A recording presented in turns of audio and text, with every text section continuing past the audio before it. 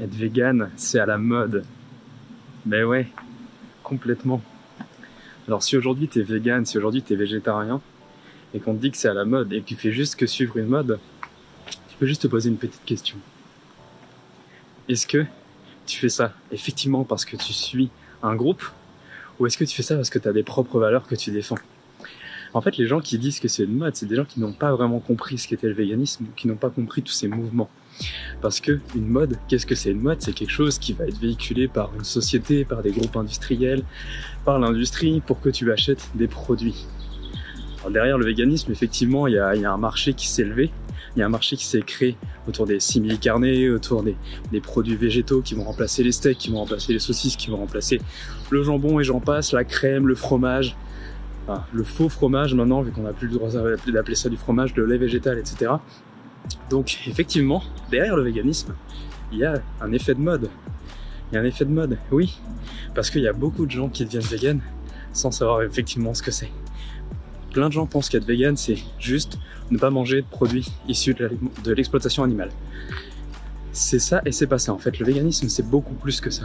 Le véganisme, c'est le fait de ne pas utiliser de produits, que ça soit alimentaire ou non, donc les fringues aussi, les chaussures, les cosmétiques, qui n'ont pas utilisé d'animaux pour leur confection. Donc c'est-à-dire éviter les tests sur les animaux, éviter les produits cosmétiques sur les tests qui ont été testés sur les animaux. Mais même en étant vegan, on ne peut pas être vegan à 100% pour la simple et bonne raison que par exemple les médicaments sont testés sur les animaux. Ça a toujours été comme ça et c'est pas prêt de changer.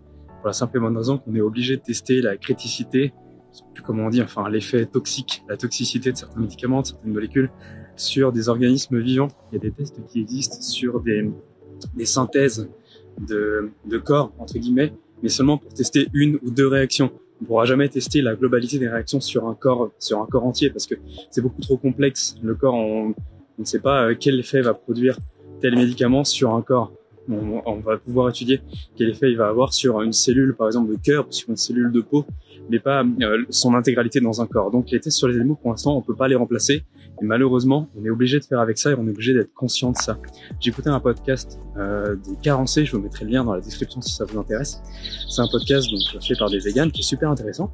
Et j'écoutais ce podcast tout en faisant du rangement. Et alors, qu'est-ce qu'il racontait? Il parlait de des anti-venins, des antidotes aux venins. Et alors, qu'est-ce qu'il disait là-dessus? À l'heure actuelle, les venins, on est obligé de les développer en utilisant des chevaux. Et ça pose un problème éthique. Doit-on continuer de faire ça? Doit-on arrêter? Est-ce qu'on décide de laisser des humains mourir quand ils sont morts par des serpents? Ou est-ce qu'on continue de faire ces tests sur les animaux pour pouvoir sauver des humains? Ça pose un problème éthique parce que moi je me vois mal aller dire aux Africains non, désolé, on va devoir vous laisser crever parce que on veut respecter l'éthique. Bon, on s'est un petit peu éloigné du sujet en parlant de ça. Revenons à ce que le véganisme est une mode. Qu'est-ce qu'une mode? Alors ça, on l'a déjà défini. Qu'est-ce que le véganisme? Ça, on l'a défini. Est-ce que toi, en tant que végane, ou est-ce que moi, en tant que végane, je me définis comme suivant une mode? Alors, pour faire simple, moi, j'ai jamais suivi une mode de ma vie. C'est-à-dire que quand j'avais des potes qui achetaient telle marque de basket, moi, je savais même pas ce que c'était comme marque. Quand j'avais des potes qui achetaient telle marque de sweat, je savais même pas que c'était une marque. Je pensais que c'était un nom de bonbon, par exemple. Quand j'avais telle personne dans mon entourage qui allait absolument dans tel restaurant, qui allait manger tel burger, parce que c'était à la mode, mais moi, en fait, j'en avais aucune idée. Peut-être parce que j'ai rarement eu beaucoup d'argent dans ma vie, mais en tout cas, j'ai jamais eu tous ces effets de mode. Je me suis toujours habillé plus ou moins comme j'avais envie. J'ai mangé ce que j'avais envie.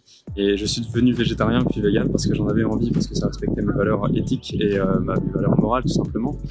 Et voilà, pour l'environnement aussi. Alors après, est-ce qu'il faut devenir vegan quand c'est la mode? Est-ce qu'il faut devenir vegan parce que c'est une mode? Mais honnêtement, fais comme t'as envie. Fais comme t'as envie. Si t'as envie de devenir vegan parce que c'est la mode, sois juste conscient que vegan, c'est pas juste une mode. Vegan, c'est beaucoup plus que ça. Vegan, c'est un mode de vie. C'est pas juste ne pas manger de produits qui viennent des animaux, comme on l'a déjà dit juste avant. Vegan, c'est bien plus que ça. Donc si tu veux devenir vegan, fais-le en conscience. Prends conscience que tu risques d'être jugé, tu risques d'être critiqué, mais fais-le pour toi, en fait. Fais-le pour tes propres valeurs. Tu pourras pas être heureux si tu ne respectes pas tes propres valeurs. Il y a un truc très simple dans la vie, c'est que si tu veux avoir une vie simple, il faut faire des choses difficiles. Parce qu'une fois que tu as accompli ces choses difficiles, tout le reste est plus simple.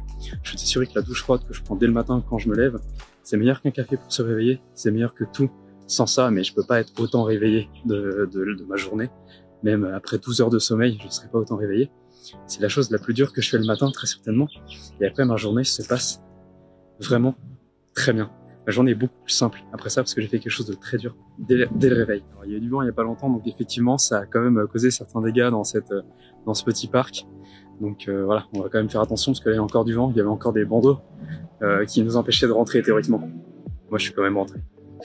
De manière générale, je te déconseille de suivre la mode, tout simplement parce que si tu suis la mode bêtement sans te renseigner, sans être conscient de pourquoi tu suis la mode, tu vas juste suivre un moule, tu vas rentrer dans un moule, tu vas devenir comme tout le monde finalement. Est-ce que c'est ce que tu as envie d'être? Est-ce que tu as envie d'être comme tout le monde?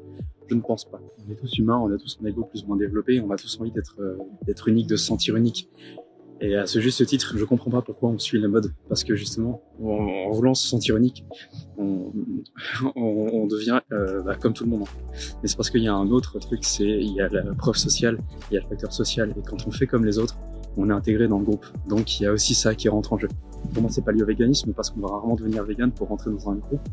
Au contraire, on aurait plus tendance à ne pas devenir vegan ou à continuer à manger de la viande pour ne pas être exclu du groupe des gens avec qui on est à l'heure actuelle, parce que la majorité des gens mangent encore de la viande et mangent encore des produits venant des animaux. Désolé, il y a beaucoup de vent, si vous m'entendez pas, je suis vraiment désolé. Le jour où cette vidéo va sortir, ce sera dimanche normalement. Vous avez jusqu'à demain, lundi, pour aller répondre au formulaire en dessous de la vidéo, pour laisser une question pour la FAQ, la FAQ, la fois en question 1000 abonnés.